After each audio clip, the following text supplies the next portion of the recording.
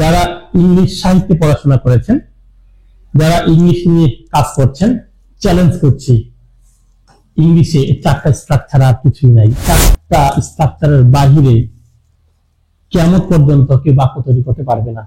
অর্থাৎ আপনার এই চারটার যে কোনো একটা আপনাকে ক্যাচ করতেই হবে। Hello my dear all students, welcome to Suez spoken English প্রোগ্রামে। শূন্য থেকে অ্যাডভান্স লেভেলে একটা স্টুডেন্ট কিভাবে প্রোগ্রেসিং করবে এই ব্যাপারে আমরা গাইডলাইন নিয়ে আজকের হচ্ছে episode 3 on 4 basic things. So let's begin. তৃতীয় এপিসোডে তোমাদের সকলকে স্বাগতম। তোমরা হয়তো আমার প্রথম দুইটা এপিসোড তোমরা এনজয় করেছো। প্রথম ক্লাসে আমাদের ছিল যে কথাটা খুবই গুরুত্বপূর্ণ, শূন্য থেকে ইংলিশ শুরু করা, শূন্য থেকে পূর্ণ। ইয়েস, আমরা চাই শূন্য থেকে পূর্ণ হতে। একটা স্টুডেন্ট 2025 সাল থেকে শুরু থেকে কিভাবে ইংলিশ শিখবে, কিভাবে they'll be fluent in English, কিভাবে তারা ফ্রি হ্যান্ড রাইটিং করবে, কিভাবে তারা লিসেনিং স্কিল ডেভেলপমেন্ট করবে, স্পিকিং তো রয়েছেই। তোমাদের সকলকে স্বাগতম আজকের ক্লাসে, ক্লাস নম্বর 3, এপিসোড 3। তোমাদের অবশ্যই মনে আছে আমরা প্রথম দুইটা ক্লাস নিয়েছিলাম পৃথিবীর যে কোনো বাক্যের স্ট্রাকচার নিয়ে। ওকে, আমাদের সেকেন্ড ক্লাসটা ছিল হচ্ছে ইংলিশের জন্য আমাকে কি কি শিখতে হবে। 3 নম্বর কাজ হচ্ছে আমি যদি একটা সেন্টেন্স মেক করতে চাই, কয়টা বেসিক্স রয়েছে।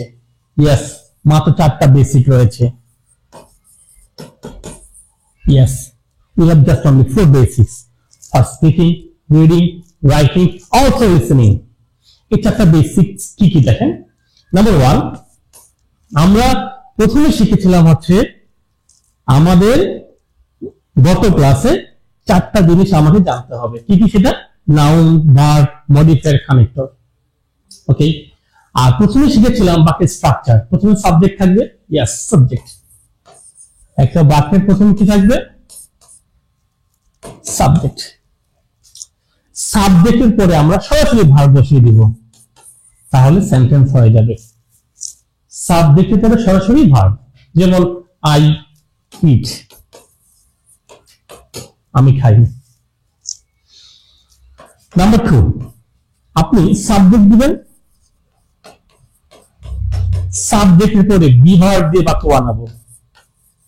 বি ভার্ব, এই বি ভার্বের পরে আপনি আপনার মতো করে চাহিদা মতো ডিমান্ড অনুযায়ী আপনি যে কোনো ভার্ব অথবা অ্যাডজেক্টিভ অথবা নাউন অনেক কিছু আপনি দিতে পারবেন। সাবজেক্টের পরে ভার্ব বসিয়ে বাক্য বানাবো আমরা। এটা হচ্ছে আমাদের বেসিক 2। যেমন ধরেন আই এম, এরপর আপনি যা দিবেন এটা আপনার ইচ্ছা। 3 নম্বর কাজটা হচ্ছে আমাদের, আপনি সাবজেক্ট লিখবেন, সাবজেক্ট দিবেন, দিয়ে হচ্ছে হ্যাভ ভার্ব ড্যাশ। আমি 4 নম্বর পয়েন্টটা উপরে লিখছি। 4 নম্বর যে কাজটা, আপনাকে সাবজেক্ট দিতে হবে প্লাস মডাল ড্যাশ। হ্যাঁ, আমি যে জিনিসটা চাচ্ছি আপনাকে বুঝাইতে, আমার একটা সেন্টেন্স তৈরি করার সময় কত ধরনের স্ট্রাকচার হতে পারে। আনসার খুবই সহজ, মাত্র 4টা স্ট্রাকচার দিয়ে আপনাকে সারা জীবন বাক্য তৈরি করতে হবে। 4টা স্ট্রাকচার কি? আপনি কি করবেন? সাবজেক্ট দিয়ে সরাসরি ভার্ব বসিয়ে দিয়ে বাক্য তৈরি করা যাবে।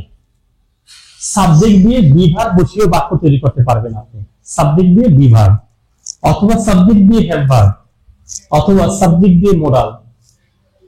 আমি আপনাদের সকলকে কোশ্চেন করছি, যারা ইংলিশ সাহিত্যে পড়াশোনা করেছেন, যারা ইংলিশ নিয়ে কাজ করছেন, চ্যালেঞ্জ করছি, ইংলিশে 4টা স্ট্রাকচার আর কিছুই নাই।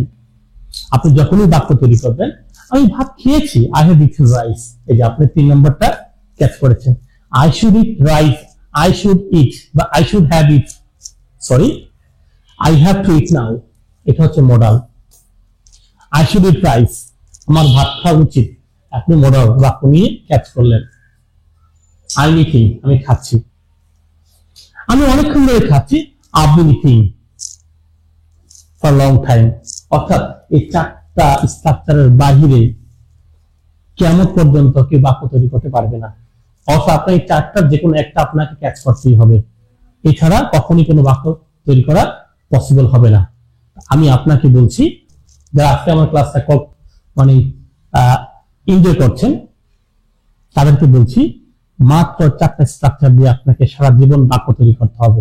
মেথিকরাও এই মাত্র চারটা স্ট্রাকচার দিয়ে বাক্য তৈরি করে। তাহলে আমরা প্রথম ক্লাস শিখেছিলাম হচ্ছে পৃথিবীর যে কোনো বাক্যের স্ট্রাকচার। সেকেন্ড ক্লাসে আমাদের কি ছিল, ইংলিশের জন্য আমাকে কি কি শিখতে হবে। নাম্বার 4, ইংলিশের কয়টা বেসিক্স, আনসার হচ্ছে চারটা basic. Number 1, subject verb, subject দিয়ে সরাসরি ভার্ব, সাবজেক্ট দিয়ে বি ভার্ব দিয়ে অন্য কিছু বসাবেন, সাবজেক্ট দিয়ে হ্যাভ ভার্ব দিয়ে বসাবেন, সাবজেক্ট দিয়ে মডাল দিয়ে বসাবেন। এখন অনেকে বলতে পারে বি ভার্ব বলতে আমি কি বোঝাচ্ছি, হ্যাভ ভার্ব বলতে কি বোঝাচ্ছি, মডাল দিয়ে আমি কি বোঝাচ্ছি। ইয়েস, পরবর্তী ক্লাসে আপনাদের সকলকে স্বাগতম। Thank you very much.